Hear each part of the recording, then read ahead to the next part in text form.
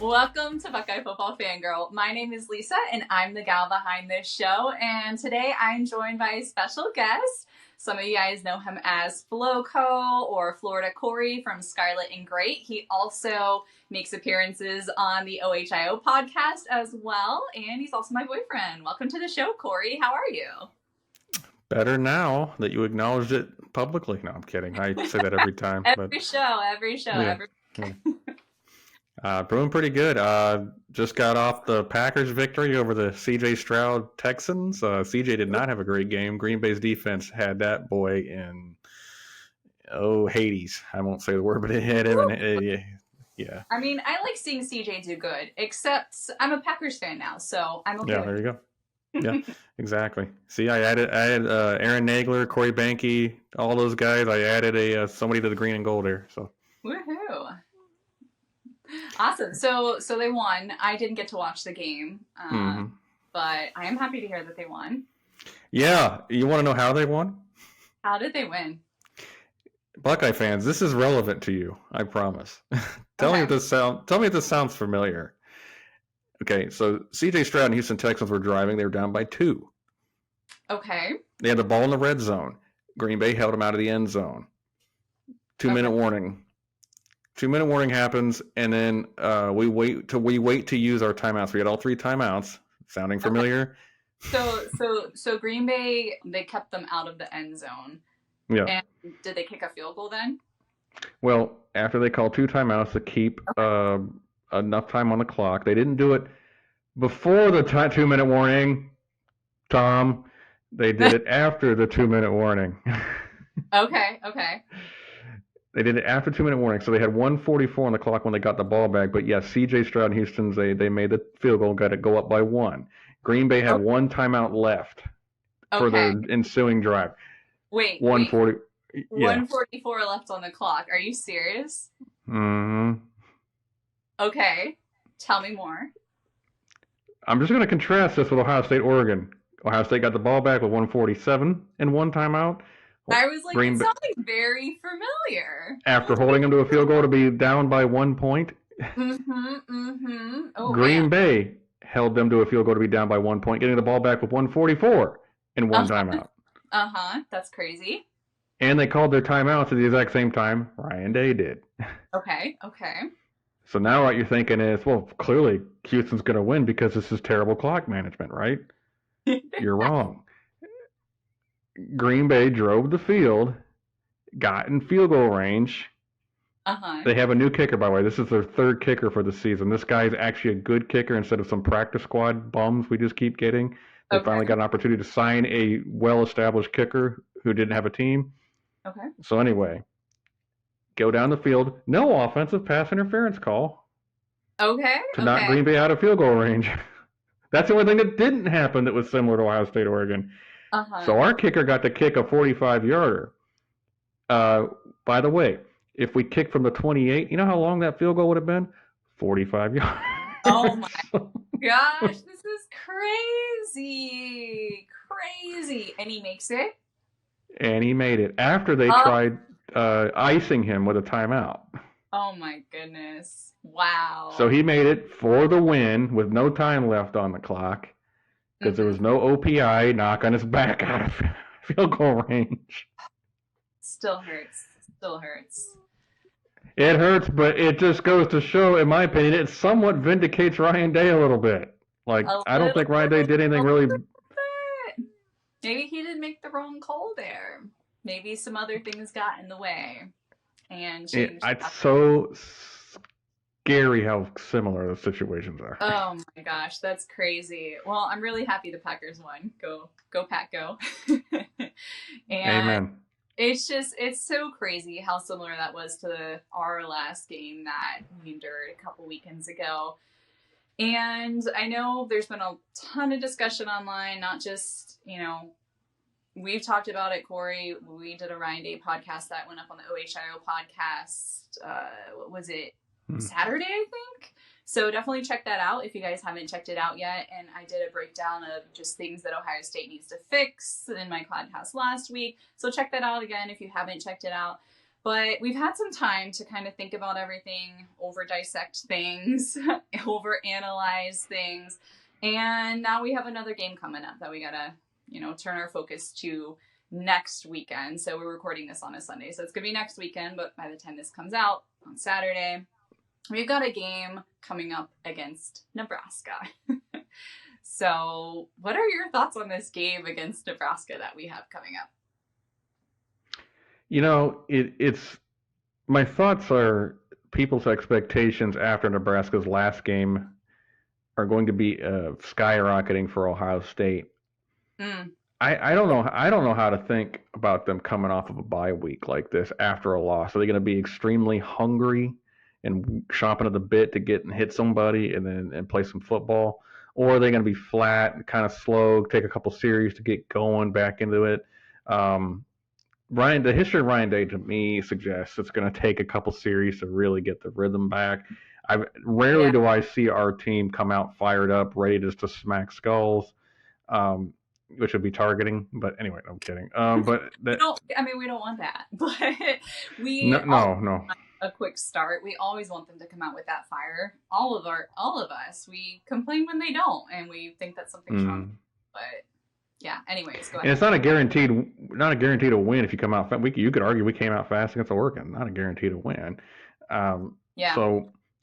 How does Zen Makowski look at left tackle? What's the new? Are they going to add some new wrinkles to make up for the loss of Jimmy Simmons?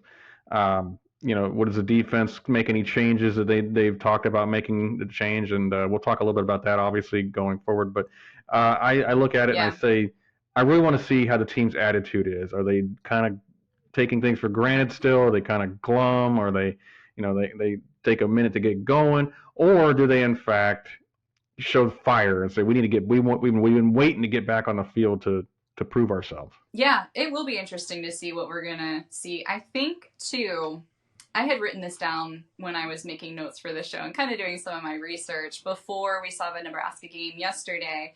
But just overall, I don't think we should panic. We should definitely not come into this game and think, be scared coming into this game, and especially after we saw the Nebraska-Indiana game yesterday, and we saw kind of what Indiana did to them, just beat up on them. Final score was crazy.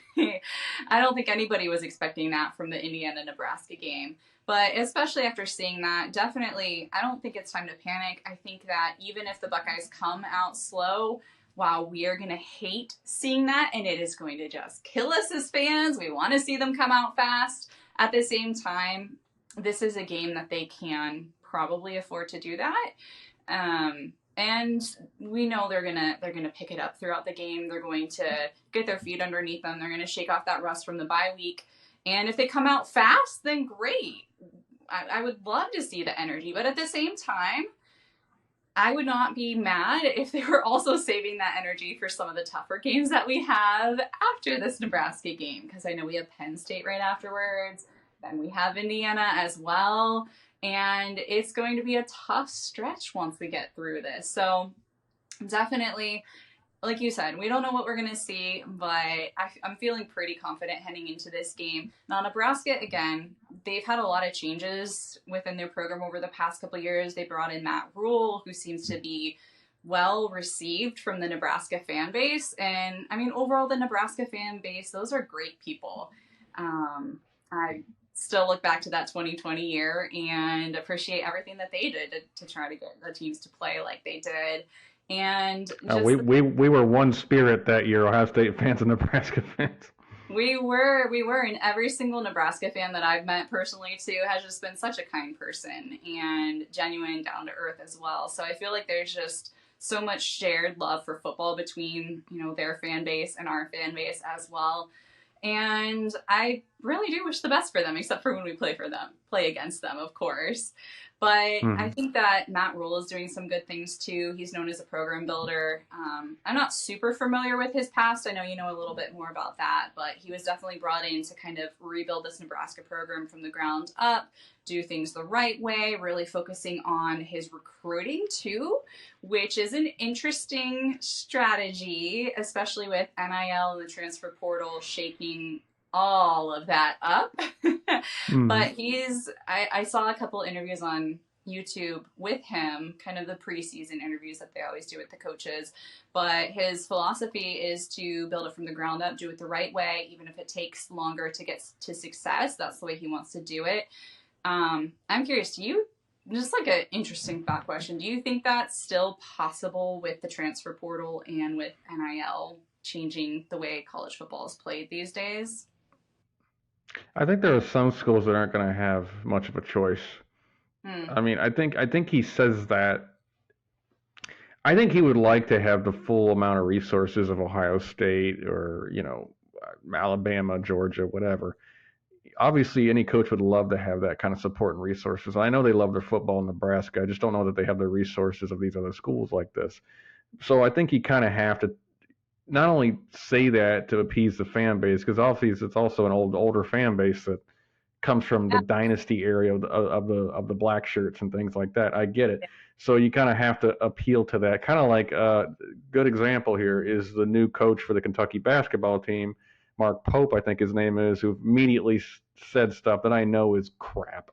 When he said the name on the front of the jersey is more important than the name on the back, and I'm like, yeah, okay, that's sure that's what you're telling recruits. Because nobody thinks like that anymore. It's just that's 80s and 90s mantra just kind of gone by the wayside. But and now I think that's why Ohio State, instead of does that, they embrace the idea of the brotherhood, so that you do it for each other.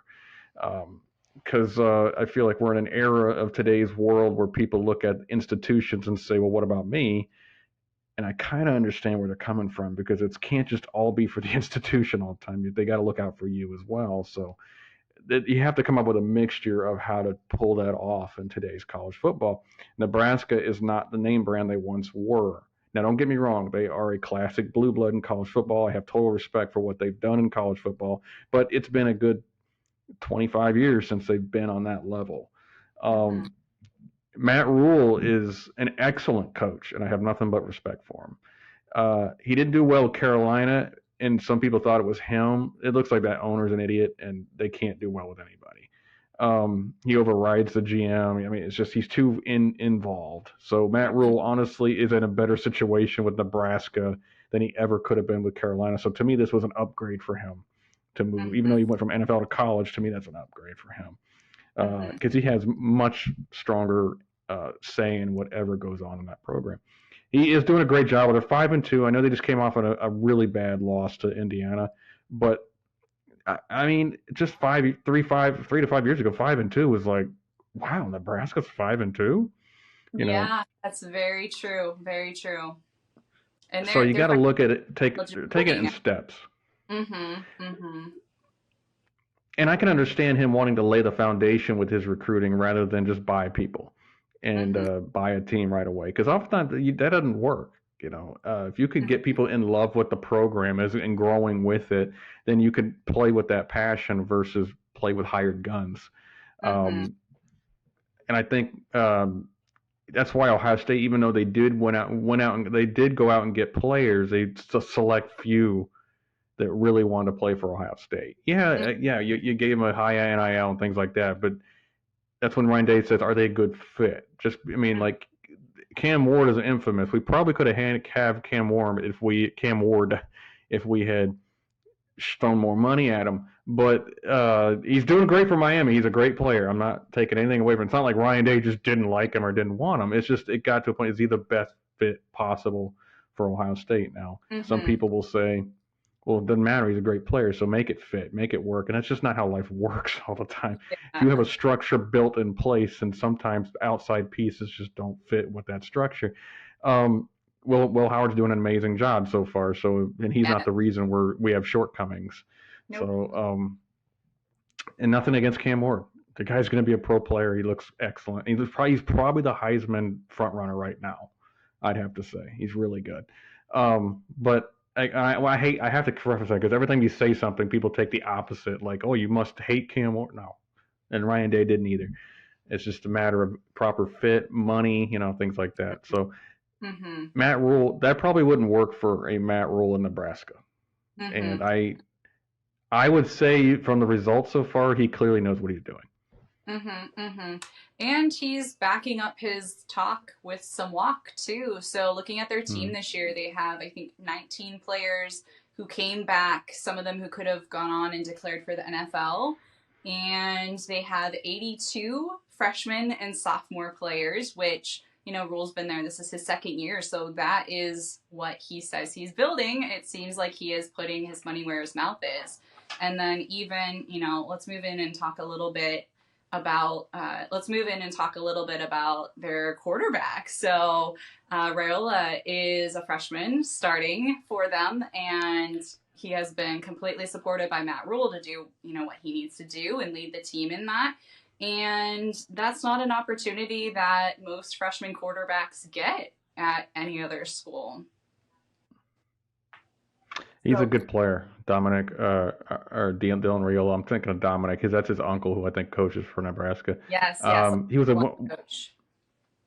One time, and Dominic was a great player in the NFL for what it's worth. For the Lions, I remember him vividly. He was an excellent player. Dylan's, people might make fun of him because he's doing the Pat Mahomes thing.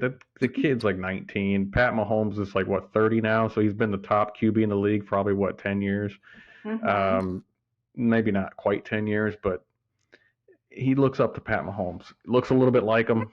He's obviously a role model for him, and there's a resemblance in how they look. It's kind of a little bit crazy there, but kind of cool. But for a freshman QB, he's doing excellent.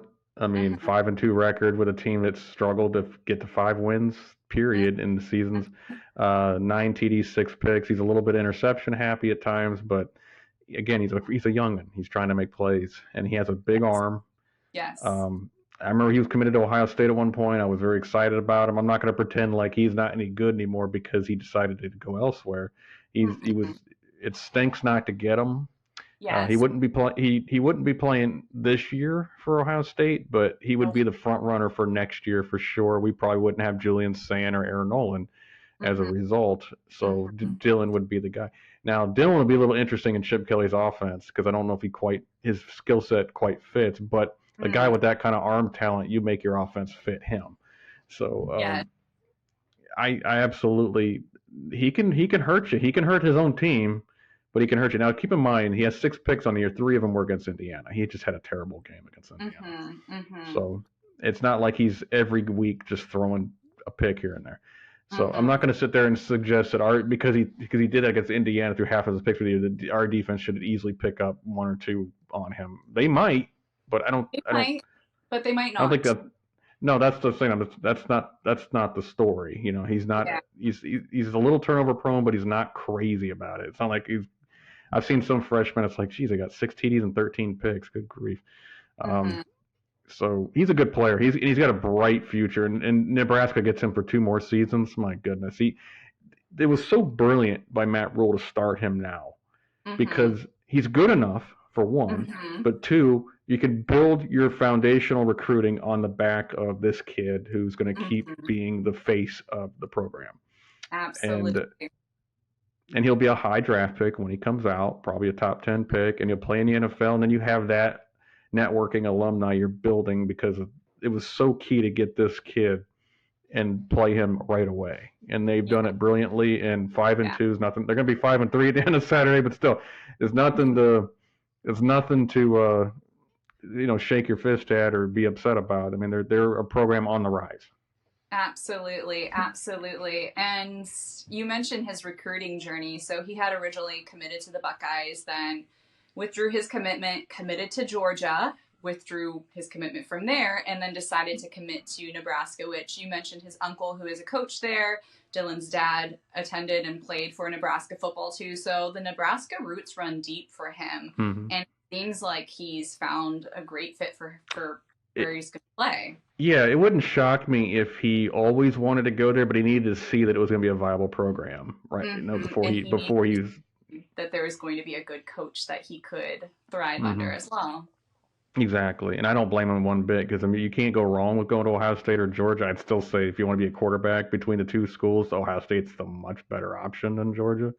Because I'm sorry, like Georgia won, they spanked Texas Saturday, but Carson Beck did not look good. He hasn't really looked great all year, and he was supposed to be a Heisman front runner. There's no way God's green earth he's winning the Heisman right now. So unless he just somehow turns it on the second half of the year. So I'd say Will Howard looking better than he's ever looked under Ryan Day and Chip Kelly. Mm-hmm. So. Mm-hmm.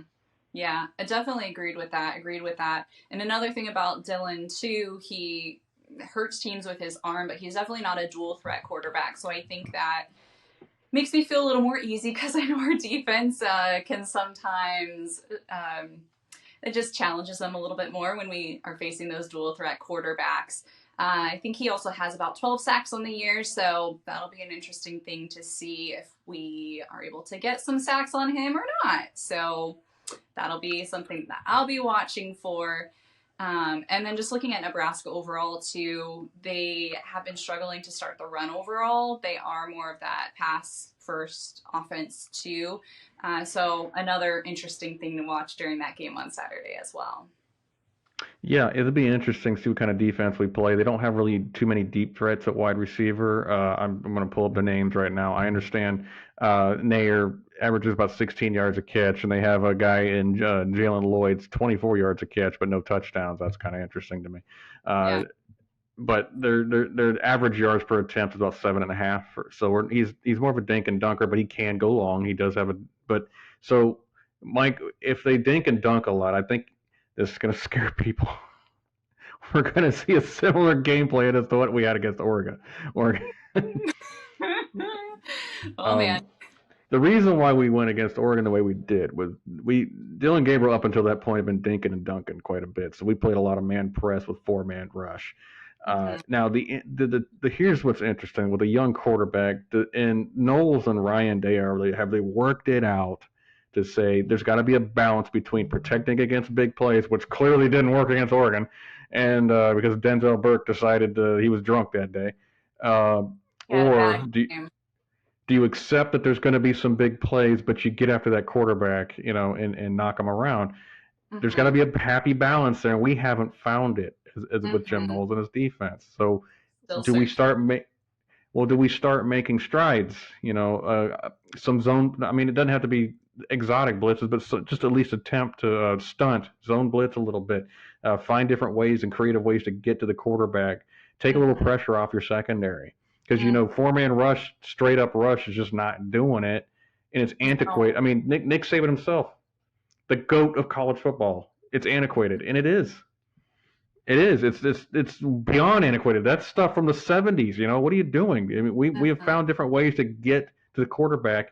Use the tools at your disposal. You have athletic linebackers. You have safeties that are just ballers. You have a rotational defensive line of 12 people. There's no reason you can't find different ways. Get in. I mean, look, I know C.J. Hicks isn't the greatest linebacker in the world, but he knows how to get to the quarterback. Use him. Use his talents on that. So I don't understand why we haven't done that yet, but I see a lot of man press coming up in the future against Nebraska. So, I mean, you're saying everything that we want to see, right, with this defense. We know that this defense, we need to see some changes going forward, and it would be great to see some of these things in this Nebraska game. Will it be absolutely needed? Probably not, but we need to see some things start to change, and I feel like this Nebraska game is a great place to try some of these things out before, again, we get into this tougher schedule that we have coming up. So shifting a little bit away from Nebraska, looking forward at these big games that we have coming up past Nebraska as well. It's going to be a ride for us, Buckeye Nation. It's not going to be easy to get to this end of the schedule, but again, I don't think we should be in panic mode. Definitely not for Nebraska, but even past Nebraska, as we look at the Penn States, we look at the Indianas that we still have to play. It's going to be okay. Did you ever think you'd say, look forward to the Indiana game?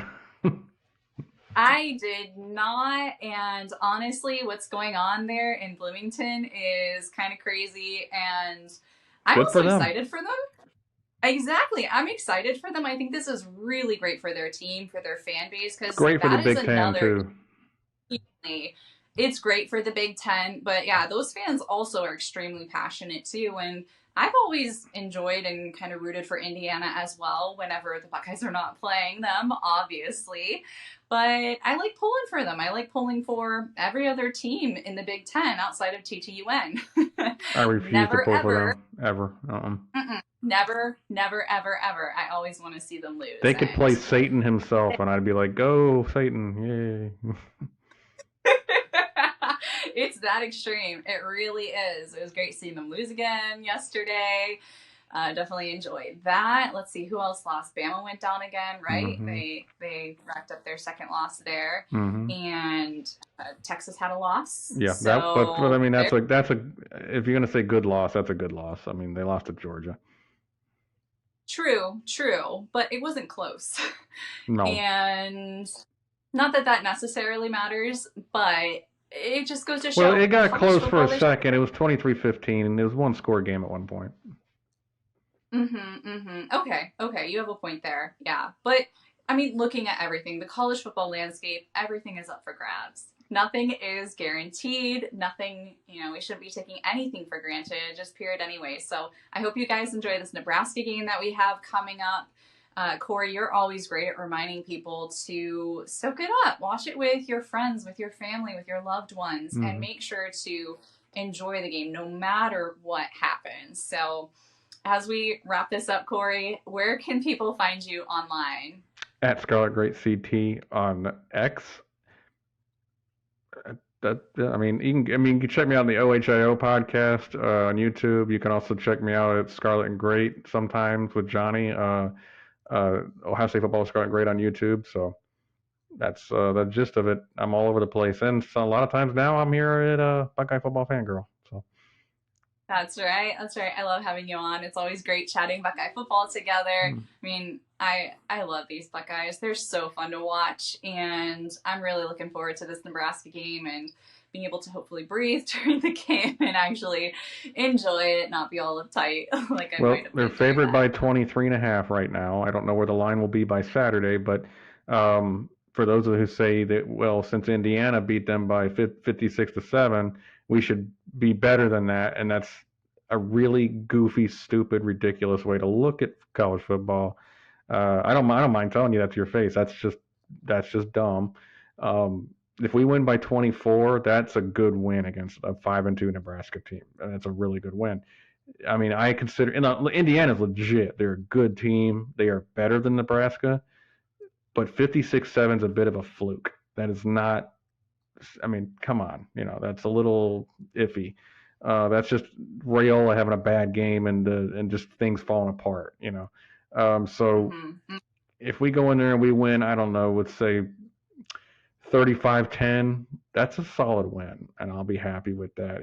If we have to squeak one out by a field goal, look, teams are not the same team from week to week. I mean, they could have learned a lot from the Indiana loss. They could have fired them up to play against us a little bit harder, whatever, or be a little bit more focused. They might even have been looking ahead to us a little bit. But that being said, if we have to squeak one out by a field goal, then I'd say sound the alarms. This team is not clicking right now. But I expect a 17-24 point win, and I'm fine with that because Nebraska is not a joke. They're not terrible. So Indiana's really good, and they caught them. They caught them with a left hook that they didn't see coming. So.